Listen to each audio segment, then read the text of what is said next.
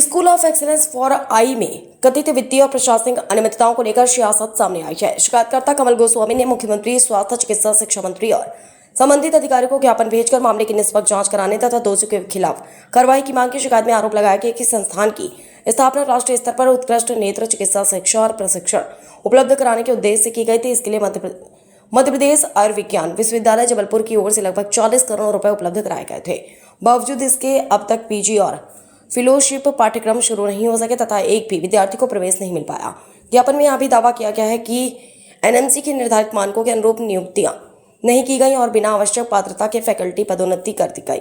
शिकायतकर्ता ने आरोप लगाया कि संस्थान में एनएमसी से सीटों की स्वीकृति के लिए आवश्यक प्रक्रिया पूरी नहीं की गई, जिसके कारण एक भी सीट प्राप्त नहीं हुई। वहीं संबंधित फैकल्टी की पदोन्नति और नियुक्तियों को लेकर भी गंभीर सवाल उठाए गए हैं। शिकायत में यह भी उल्लेख किया गया है कि इस संबंध में उच्च न्यायालय में याचिका लंबित है। शिकायतकर्ता ने आरोप लगाया कि करोड़ों रुपए खर्च होने के बावजूद संस्थान अपने मूल उद्देश्य पूरे नहीं कर सका।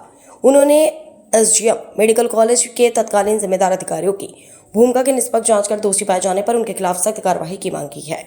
ज्ञापन की प्रतिलिपि स्वास्थ्य विभाग और संभागायुक्त सहित अन्य संबंधित अधिकारियों को भी भेजी गई है। देखिए 2019 में विज्ञप्ति निकली थी यहाँ पे फैकल्टी की, लेकिन भारी भ्रष्टाचार करते हुए यहाँ पे डॉक्टरों की नियुक्ति कर दी गई। स्कूल ऑफ एक्सीलेंस नाम इसलिए रखा गया कि यहाँ पे स्कूल में मतलब टीचर पढ़ाएंगे किनको, जो नेत्र चिकित्सक है उनको, और उनको अच्छा प्रशिक्षण देने के बाद उनको उत्कृष्ट संस्थान में इंदौर का नाम रोशन हो अंतर्राष्ट्रीय लेवल पे, इसलिए संस्था का निर्माण किया गया था। इसका ये उद्देश्य था। लेकिन भारी भ्रष्टाचार करते हुए यहाँ पे फर्जी नियुक्ति की गई चिकित्सकों, डॉक्टर मीता जोशी, टीना अग्रवाल और ऋषि गुप्ता की। सबसे बड़ी बात यह है कि जब मैंने माननीय उच्चतम न्यायालय में ये याचिका दायर कर रखी है, लेकिन फिर भी एमजी मेडिकल कॉलेज के जो डीन है डॉक्टर अरविंद घनघोरिया जी, उन्होंने कोई दस्तावेज नहीं देखे, कुछ भी नहीं किया और उनका प्रमोशन कर दिया।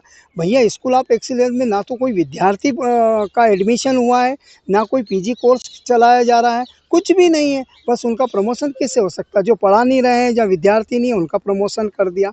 मेरा सबसे बड़ा प्रश्न ये है घनघोरिया जी से कि भैया जो अनक्वालिफाइड है वो व्यक्ति, और अगर आप बेवकूफ़ बनाते हैं कि नहीं वो तो पढ़ाने जाते हैं, तो पढ़ाने तो कहीं जाते नहीं है, और अगर पढ़ाने वो जाते हैं तो जिन छात्रों को पढ़ा रहे हैं अगर एमजीए मेडिकल का, उनका भविष्य अंधकार में है, क्योंकि उनको तो पढ़ाने का अनुभव ही नहीं है।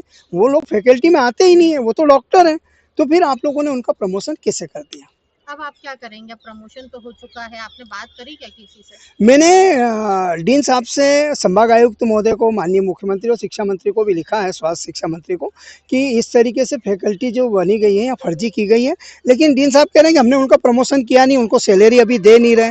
लेकिन मेरे पास सबूत है कि वो, अगर आप हॉस्पिटल स्कूल ऑफ एक्सीलेंस जाएंगे तो वहाँ चस्पा किया हुआ है कि ये अध्यापक बन गए, ये सह अध्यापक बन गए। तो वहाँ पे मीता जोशी, टीना अग्रवाल और ऋषि गुप्ता का लिखा हुआ है कि ये इनको प्रमोशन किया गया, और ये है 25 का भी मेरे पास बायोडाटा है। इसमें जो डीन साहब की साइन है उसमें सह अध्यापक बताया गया है, लेकिन जो 26 में मेरे पास जो खबर आई और जो लेटर आया उसमें लिखा हुआ है कि उनका प्रमोशन कर दिया गया। लेकिन डीन झूठ बोल रहे हैं कि हमने प्रमोशन नहीं किया। अब मैं आपसे ही पूछना चाहता हूं कि माननीय उच्चतम न्यायालय में अगर आपने शिकायत कर रखी, याचिका दायर है फर्जी नियुक्ति की, फिर उनका प्रमोशन तो हो ही नहीं सकता। मतलब माननीय उच्चतम न्यायालय के भी ये अवमानना है। न्यायालय में भी इस बात को आप रखेंगे? हाँ, हमारे जो वकील है अभिनव धनोतकर सर हैं, मैं उनके माध्यम से मेंशन करा रहा हूँ कि इन लोगों ने फर्जी तरीके से भ्रष्टाचार करते हुए इनके प्रमोशन किए गए।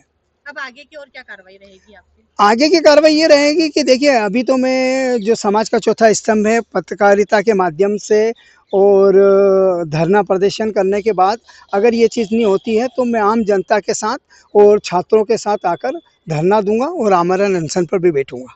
आपका परिचय? मैं कमल गोस्वामी, आरटीए एक्टिविस्ट।